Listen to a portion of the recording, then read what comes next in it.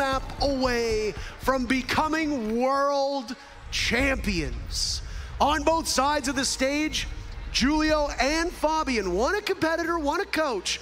They've lifted that hammer before, but Julio didn't do it in front of a crowd. You know he wants that. You know he wants to hear the crowd as they lift the hammer high above their heads. For Fabian, he lifted the hammer twice, never as the favorite to do it for the audience. They were cheering against him. Well, he is the villain, at least used to be. Not this time. Now he's in the shadows. Oh, I was curious about this one actually, Asami. It was a very prevalent operator in the first two maps. And W7M, I would argue, used it better than G2.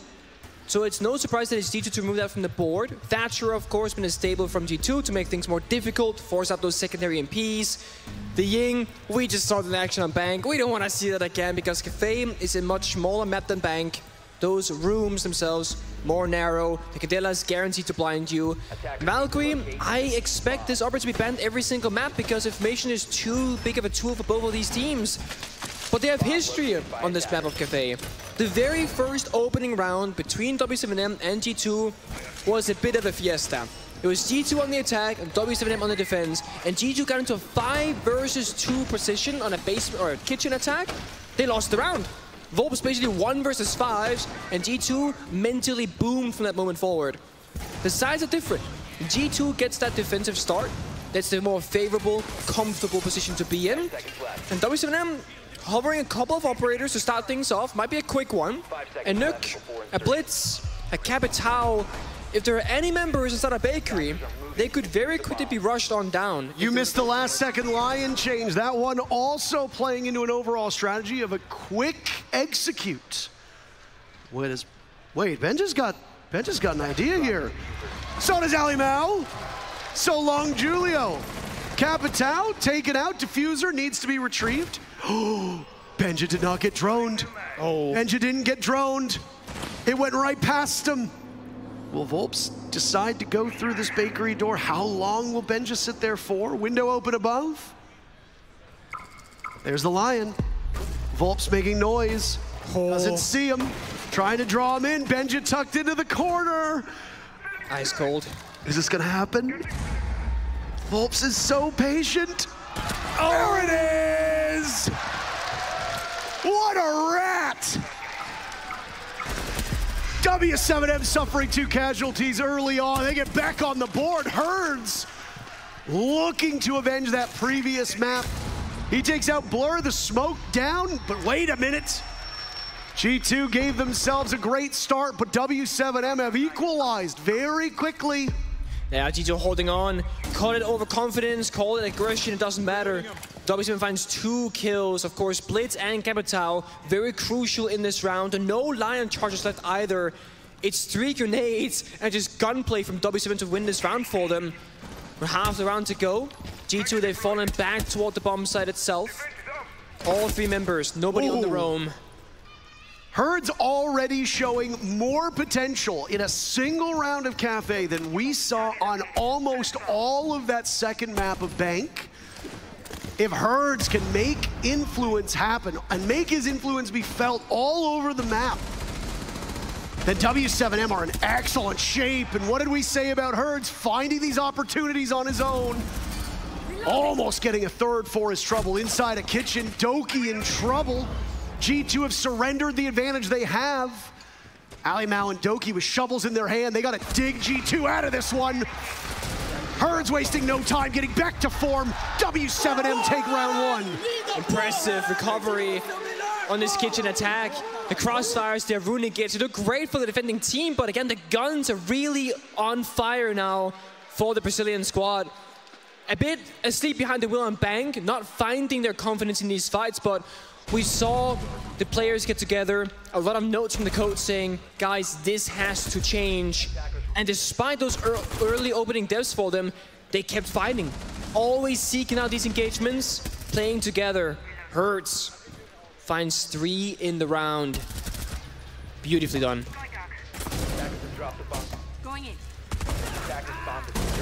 Well, that's what they need. They need confidence. They need something to get this fire back in the bellies of these W7M players. It's been a good mental reset for both of these teams. We try to avoid reading into the emotions of the players too much because you never really know what's going through their heads. I mean, you are probably the closest that anybody's going to get to understanding how these players feel, but you can fake confidence, you can fake enthusiasm. Certainly. Teams will be all smiles, waving to the crowd, and the moment they get backstage after a loss, they break down in tears. Can change on a dime, but both of these squads, after that first map of Clubhouse, G2 looked in great spirits at the start of Bank. Now after a very rough Bank for W7M, they look in great spirits at the start of Cafe, so... Oh. Keep yourself in it mentally, you'll be in great shape. So far, doesn't seem to be a problem. So I've been sitting on a piece of information, Parker, which I was gonna bring up in case G2 went down 0-2 in maps. We have the exact same maps as 2018 Invitationals Grand Finals, with the exception of Villa instead of Coastline. So, I almost thought for a moment if, you know, W7M to take Bank, the Fabian could do a bit of recovery again, bring it from a 0-2 to a 2-3, but it won't be needed here. But similar maps. Yeah. Yeah. I love talking about SI 2018. It just triggers all the EG fans. That's what you love about it. That's the only part I love. And it being, I think, still probably our best match that we've ever had. I'd like at some point to get up there. I certainly think that... Oh, what's this? What is a lineup? Lineup. No. Come on. There's no way. Hold on, hold up. Let him cook.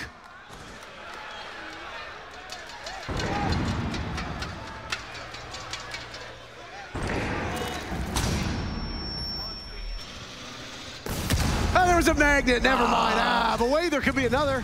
First pick's gonna go to KZ, but Julio's in with the diffuser. Nobody sees him by the pillar next to the cocktail bomb. At the last second, G2 does, and it's a graceful recovery. G2 back upstairs they go. They had a strong start in round one. They squandered it. Round two, another strong start. W7M, half the numbers that G2 has, but look at that. One pick answered back immediately. Benja. He wants that record to be unattainable. Boys on a tear.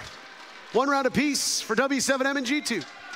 I can't believe that Nate lineup. I mean, if there hadn't been a magnet on ADS there, there'd have been a guaranteed kill onto that mirror window play inside a bathroom. That's Virtue. It would have worked, and look at that. If Virtue died, that means Julio get down the diffuser successfully, and W7M can play that post plan from outside the building, on the roof, etc., on the window repels. That Nate could have literally won them the entire round. But a single magnet or a single ADS, well, it changes the outcome instantly. Now imagine Thatcher was open. It wasn't banned out by G2. There could have been a Thatcher on that piano rappel, tossing on the EMP up against the bathroom wall right as that grenade was flying through the air, and then it would hit its target of Virtue. So many small details in Siege that can change the outcomes of these rounds. Some things, of course, you can account for and prepare for, and others, you gamble the odds, right? That's what we see. Like Benja hiding in the garage in that opening round saying, I don't think they droned me, I'm just gonna stay in the corner. And if he had been droned out, which he wouldn't know for sure, he would have died for free. A Grim is on the board. Okay. We've seen that before on Cafe, and it never really works out because usually he gets spawn peeked. I was gonna say, when we casted the last Grim on Cafe, I think the Grim died in the first 30, 40 seconds of the round. Yeah. Yeah.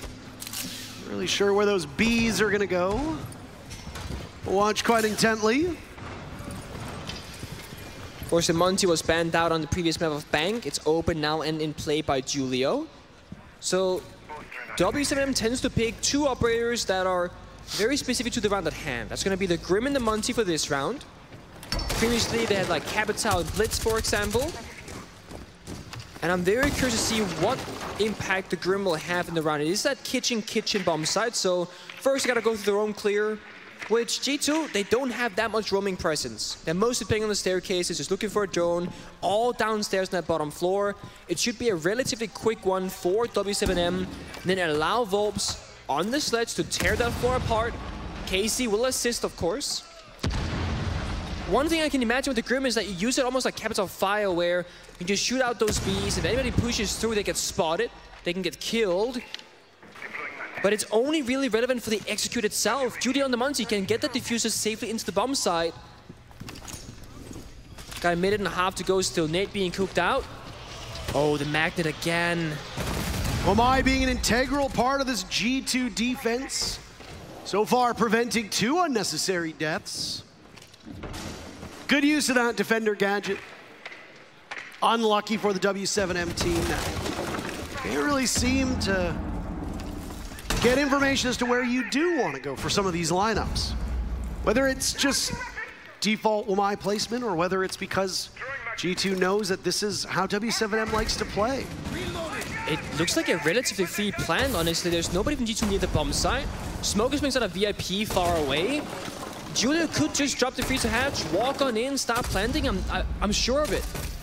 There goes some bees. 2 of them fired out.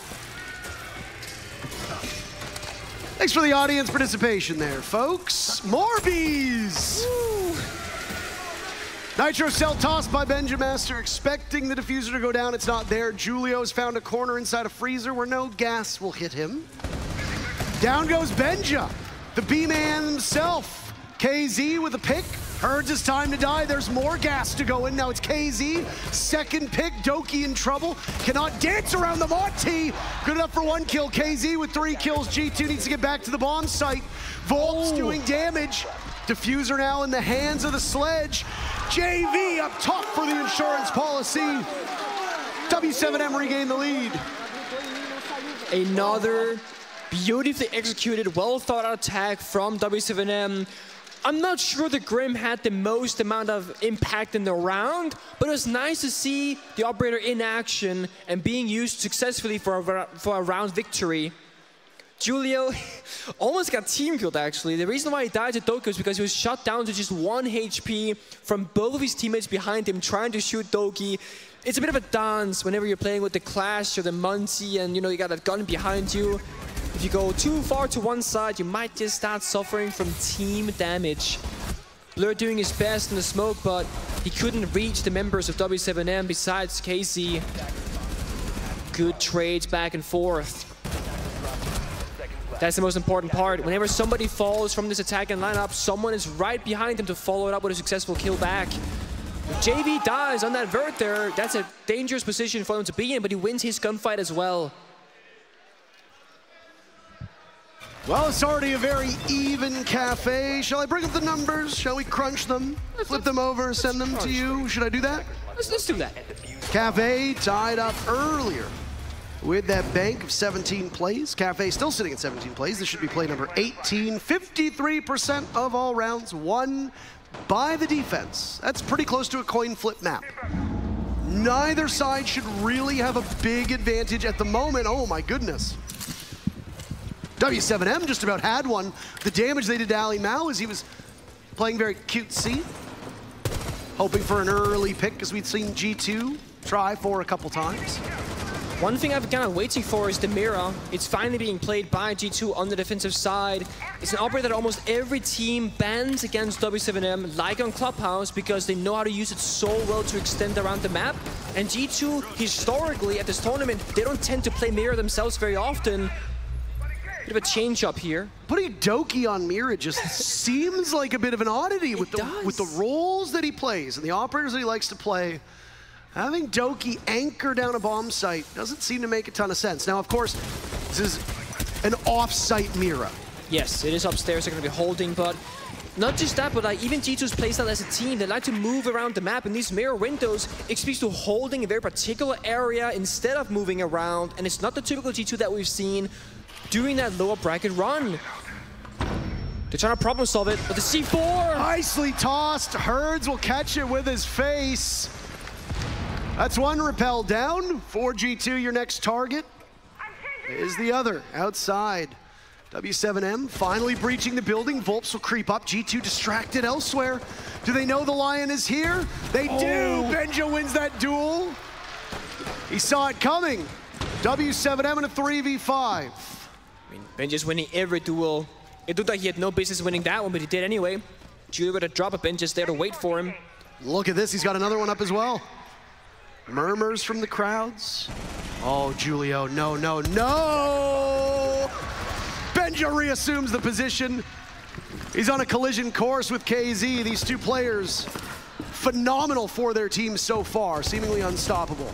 The drop from KZ leaves JV92 upstairs. What? Benja collects another one. Looking to fill an entire trophy room with the heads of players from W7M. That's not good for Ali Mao. KZ, 1 pick, 3 more to be found, firing at the reading opening. Oh, Virtue, you missed your chance. Can you win it? No, you can't. KZ's on another one altogether. Doki and Benja, last 2, but guess what KZ doesn't have? Well, I was gonna say the diffuser, but the correct answer is his life. The seesaw of a match between these teams, back to a tie. And Benji with another 4K, just like before, and the one before that, and the one before that. This guy does not stop just finding moments in these rounds. Again, small things changing the outcome. If Volp's on the line, kills Benja on that initial entry, everything falls apart, you can imagine, because it's Benja who killed every member of the enemy team. He gets the fuse upstairs in Cigar, he shuts down Casey at the end, he finds everybody. The only member who died that wasn't to his gun was a C4 from Virtue in the very early beginning of the round. KZ is just on a one-man mission to keep his team in this. Herd's never heard of him.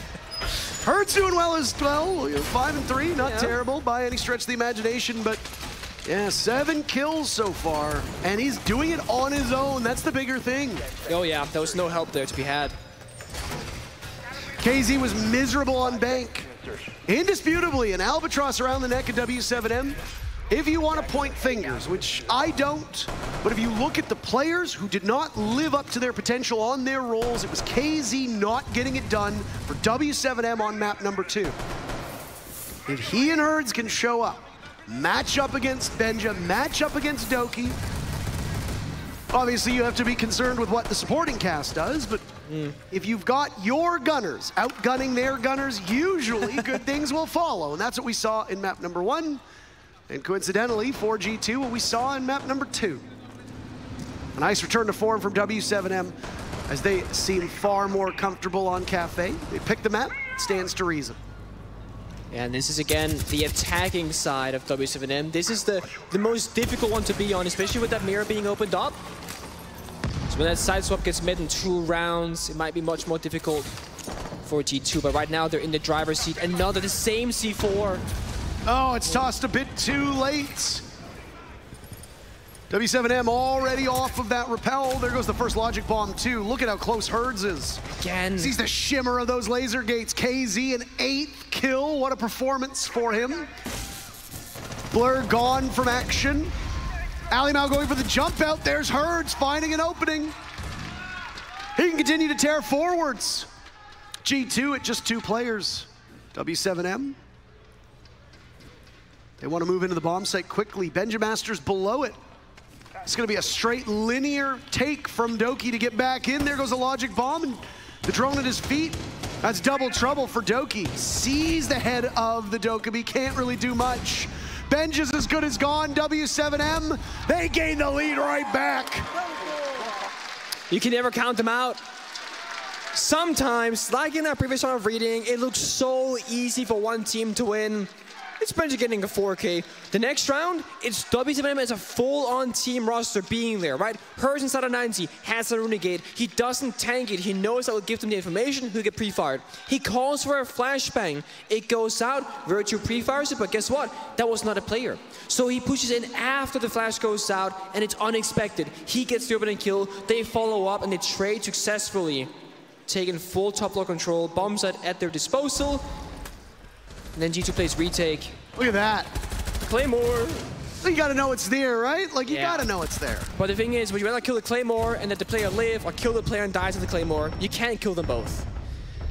Same with a Frost Mat when you're an attacker. Yeah. You either take the engagement with the player and hope that somebody can retrieve you, or you die to the Frost Mat. Which one do you choose?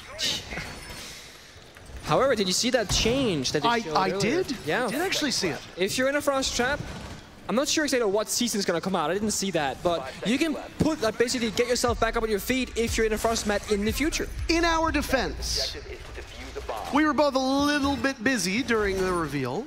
We were. You were prepping for your commendation. Prepping, you mean walking in circles, pacing around, being very, very nervous? And I was... And what were you doing?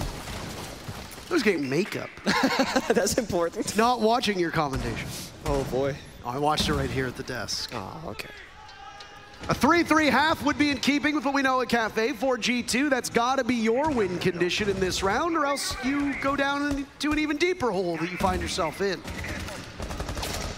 Comfort level for these teams on Cafe, relatively even at this point.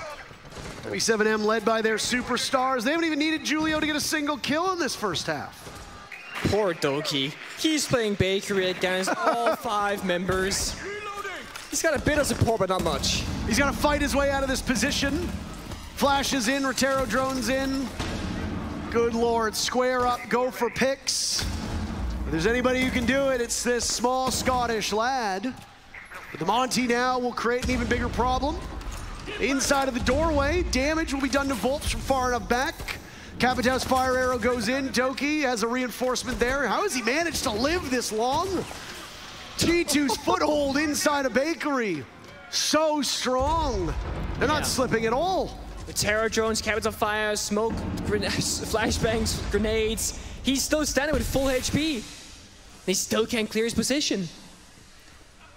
Warden's on the board, but not close enough to be able to see through this smoke. Julio will give information as to Doki's position inside of this front Bakery. I mean, they kind of given up on it. It's just the Monty and Capitão now. They've gone upstairs. They said, you know what? I can't be bothered with this guy. Doki single-handedly chasing W7M off this spot. Goodbye to the Warden. Where is KZ? He's been so good on these entry points. JV92 down for the count. Julio creeping up for a small step back. He's going to just evade Doki entirely. Why not go over to prep? There's a Rotero drone. Blur has to move out of his position inside of VIP. He's got a shotgun around the corner at close range. It barely loses. Guess what? Oh. KZ gets kill number 2 for him, but there's Doki to take the head off of Herds. He's spent 2.5 minutes in this position, and now Julio will request the rest of W7M. They have to come to the rescue. Doki. How does Doki pull this off? Exchanging bits of HP time and time again. He secures for the 4th kill for Doki. It's just Julio yet to find the scoreboard. All of G2 collapsing on him. Phenomenal 4K. G2 tie it up as we go to the second half. That is ridiculous value to find. I mean, you're burning the entire round in Bakery. You get 4 kills, every single piece of utility imaginable. The fire, Rotero drones, flashes, smokes, grenades. He avoids all of it perfectly. Doki came into the scene by playing Go Forest as an underage player being 16. Then people found out he was underage. He got banned temporarily for 2 years because you gotta wait till you're 18. He starts playing ranked a lot. He turns 18, plays with some people, all of a sudden finds himself 3 years later at the biggest stage in the grand finals, single-handedly winning a round, practically 1 versus 4 against W7M. He's come so far. Oh yeah, Fabian kissed that top of his head. Growth in terms of himself in the server, but also battling growth issues outside of the server. Yeah. That was not a height joke. 5 seconds. No. It was not. People will think it is. Not this time. Not this time, believe it or not. Because height jokes with Doki, they're just low-hanging fruit. Why are you booing me? I'm right. Technically, you're right. Technically correct. What's the best type of being correct? First half in the books. Kitchen Bomb Site played 3 times. Cocktail played twice. Reading played once. That seems to be the way it goes for this cafe map. Those 3 bomb sites are played evenly 50 plays for Bar Cocktail, 51 for Reading Dining, 57 for that kitchen bomb site. So showing that it's not about a 1A or 1B, it's 1A, 1B, 1C. They're all interchangeable to these teams. Yeah. Odd site out is that mining, dining bomb site. Is a negative win rate for the defenders. Oh, KZ knows there's the drop. The frost is there as well. W7M, they read into this flawlessly. Yeah. 2 quick picks. All the while, Volps is down, and now Herds is too. G2 might just bar rush the bomb site. At least that's where Benj is. He sees the bar. Where's the rush?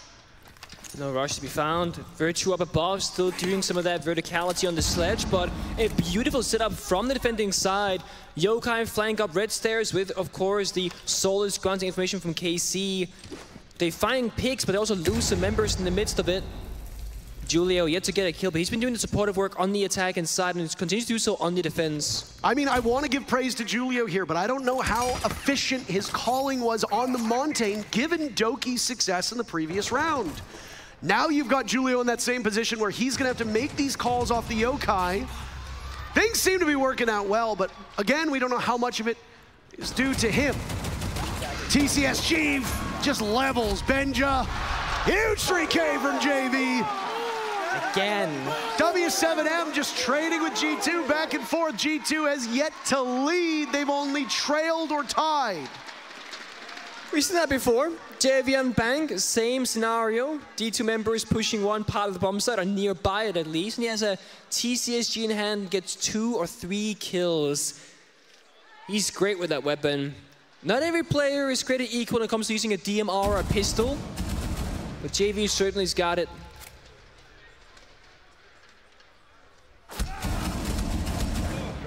No timeout taken yet by either team. Nice. How close it's been, I'm not very surprised that they've waited. No, I mean, when you're going this toe-to-toe, I mean, there's not much you can discuss unless you feel something mentally in the team not working. For example, a tilt, an argument. And I doubt that's going to happen at this level of play. I mean, unless things are really going wrong. I mean, I think that if this round goes for W7M, especially quite decisively, showing that G2 has some serious issues on 2 attacks in a row, then yeah, I think Fabian calls the timeout then. Because so far, you've been able to rely on these teams going back and forth, on round by round, blow by blow, site dependent. But I think Fabian will see 2 rounds in a row on attack, shows greater structural issues, and that's when that timeout gets called. And this is the big question mark, is can G2 deal with the mirror windows? This was the big question mark because, as I said earlier, almost every team typically bans mirror against W7M on Cafe. This is the first time we see it in action. On mining, reading, and top floor defense, that's where this operator has such a high pick and success rate. Oh, the Amaru is gonna be a dining rush. Who's watching? Oh, Doki. Stim goes out. Oh no!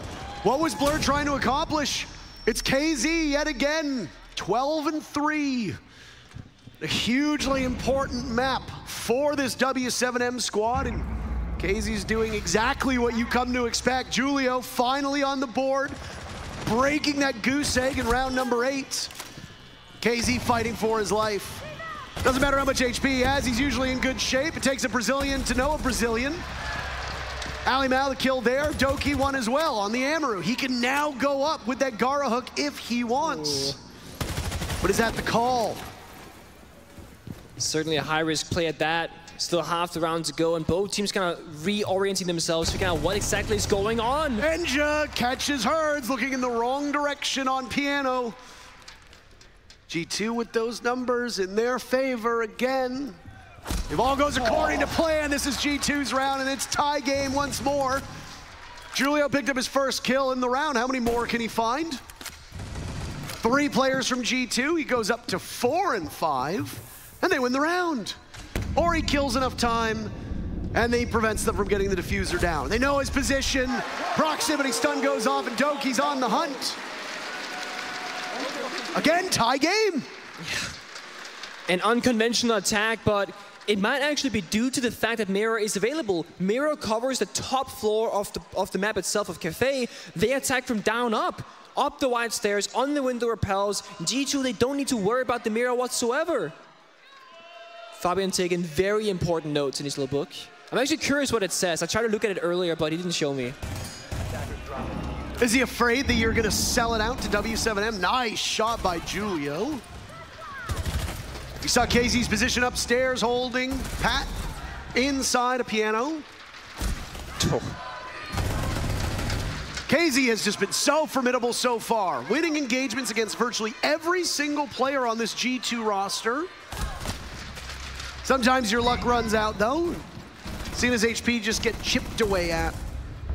Yeah, to be fair, it kind of looks like it's between Benja and KC, right? That's the two individual star players finding so many opening kills. Benja, when G2's down, he finds 2 kills. We're back to even numbers. KC always gets the opening for W7M, but the follow-up is rather weak. And there's 12 kills on him, then 8 on Hertz, and then we kind of fall down, right? We have 6 on JV, but then 2 on Volps, 1 on Julio.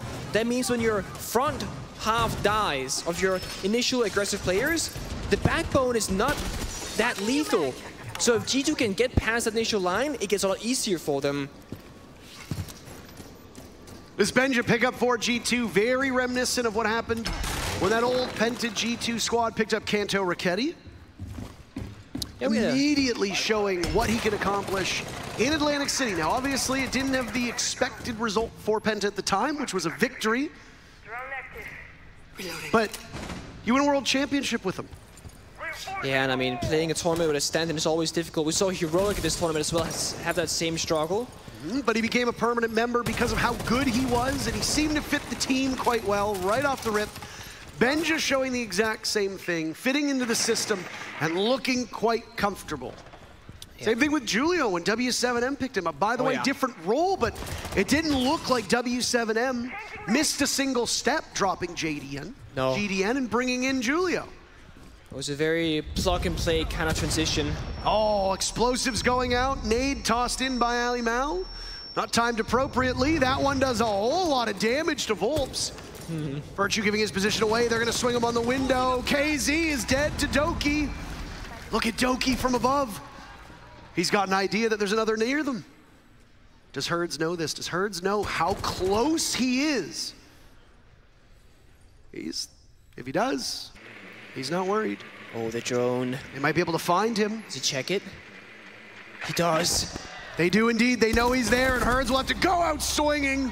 Successful kill on Alimau. More tracers, more bullets. His luck runs out. Doki into double digits, and now it's Benja to do the same. G2 looking for their very first lead on this map. No team has won 2 rounds in a row. W7M, they're hurting. They're bleeding out. The 2 remaining players of JV and Volps have been reduced to almost nothing, but they're still in this. G2 have Diffuser in hand. They don't need to retrieve it. Volps retaking from above, but there's still somebody up there. Doki can watch. How about a perfect lockout as G2 takes the lead for the first time on Cafe? The 1-2 punch.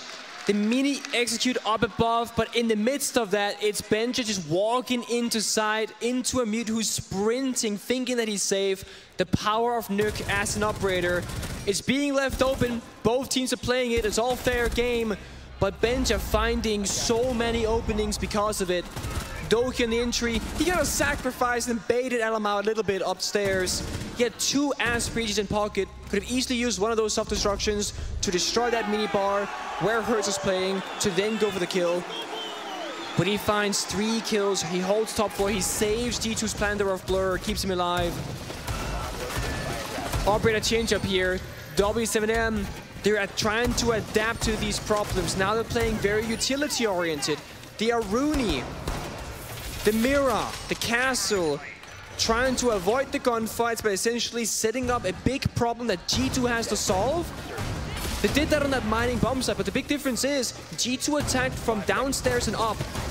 This is a top floor bomb site. You will have to meet these mirror windows at some point in the round, unless you go for a cocktail style execute from the east side of the map. In G2's operator lineup, it's not the ideal one for it. There's no block for verticality. The only thing that they could use are the 4 grenades between Elema and Virtue. and that's it. So they might just have to deal with these Mirandas now for the first time. Back in map number 1, we talked about the success of these timeouts from W7M. Converting on 3/4 of every single timeout they take. That was not the case on Bank. They called their timeout and they still lost the next round. But they were on that, they were teetering on the edge of oblivion. If G2 are successful here, W7M will take their timeout in the same position. Yeah, they would have to. Staring down a 6-4, W7M would be pushed to the brink and in an act of desperation call the timeout to try and screw their heads on straight. With G2 1 round away from sniping this W7M map away. Try again, one more time. The third time's a charm. I ever told you what the definition of insanity? Sorry. I'm dying to know. Now you have to tell me. I'm not gonna do it. But thank you for asking. Is it doing the same thing over and over again, but expecting a different result, by any chance? Albert Einstein said that, I'm pretty sure. Not sure if that's the case. That's what my Facebook meme said, but whatever. The bastion of wit, all good things found on Facebook. Herds under fire, grenades sailing on in, and Alimouth, amidst the chaos, collects the rest of it. Doki's on with the diffuser, Volp's trying to run back in, but Benja's all over the map. G2 reading into this so well, now it's Julio's turn to die. What is going on with this G2 squad? JV trying in vain to keep these numbers so close. Diffuser as Doki gets it down. Successful objective. Again, a Brazilian winning the fight against his home country, and KZ, who's been phenomenal through the first 2/3 of this map, will need to pull a rabbit out of a hat. G2 so patient. They're gonna give KZ a lot of map control on this top floor. All they need is a single kill or the clock to get down below 7 seconds. KZ has no idea where to go. There's still utility for G2. They're not breaking any sweats here. And they gain information from that Yana clone. They send Blur after him. Doki gets the job done. Map point G2 on W7M's map. Watching W7M for the last, 2 weeks at this point, they almost seem like a team that never makes mistakes, or rarely makes mistakes. Very few gaps on the defensive side. Yet, G2, the last 3 rounds in a row, without problem, they find a gap and they force their way through it, and it works so well. This time, it was that last Terror drone going down the skylight while Alamau rappelled on in. It forces the member of W7M to sprint away, and it's a free kill for Alamau. Once they get in, things just go even better because kill after kill goes to G2's side. The team play really showing up for them in what looked like a really weak group stage for G2, a weak last couple of 3 months. They are looking stronger than ever at the biggest stage, at the biggest moment in their careers. Well, it's all your father's G2, that's for sure. Different roster of players entirely. Yeah. But yet they're still succeeding all the same.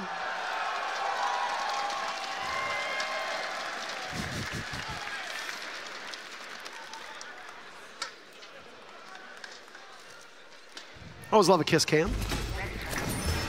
Also, you hate the wave, but you love the kiss cam. Why do you say that? That's like logically inconsistent. What about that is at odds with each other? It's a crowd thing. That's where they're similar. You know, you can like some aspects of crowd participation and not others. I hate shoeies. Okay, me too. That's gross. We've had some, I believe. Yeah, there was a shoey back in 2020. I think there was one here earlier as well. I believe so. I mean, to be fair, Fresh meant that bingo card, so like he's kind of taunting people to do it. 5 seconds left. It's your fault, Jack.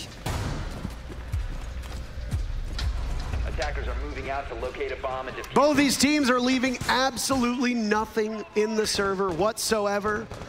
W7M's early couple rounds dominated by individual efforts from KZ, working off of information that was given to him on attack. On defense, there have been some struggles. A bomb has been located. G2 have taken advantage of that, And nobody else from this W7M gang has been able to match KZ's level of success. No. All the while, both Doki and Benja have combined for 24 kills, and a monstrously large amount of those have come on attack. They have warmed up when you needed them the most, showing that they are comfortable on this side. W7M will need 2 rounds in a row in order to keep themselves from staring down a championship point on the next map. Another problem solved here for G2. EMP goes down, wall gets opened up, the Kite Claw not tricking, is gonna get opened up. Nitro Cell to answer that one, tossed out in vain. No damage done, JV punished by Benja. Every single shot missed onto G2 from W7M. You gotta stay in this one. 2 of their players holding from above. Now here's where things are very good for W7M. Yeah. They have that middle floor control, and we've seen teams get open that bakery wall, try to get into the bomb site and not have that information. W7M know this, and this is exactly where G2 now needs to pivot with 1 minute and 15 on the clock. Yeah. Send somebody upstairs to deal with them. Up until moments ago, you actually had an advantage in numbers. You could have very easily done that. Or you smoke the ceiling and push on in. That's what they're gonna do. And it's Blur getting the diffuser down. Does W7M know this? He's in the thick of it. Diffuser goes down quite well, G2 in a post plant. This is for the map. W7M need to get back in. Julio taking damage in the process. Doki and Benja are still up though, and they're making their presence be felt. It's Herds to salvage the map, but G2, they want that hammer. They want the lead. They want the map. And they get it!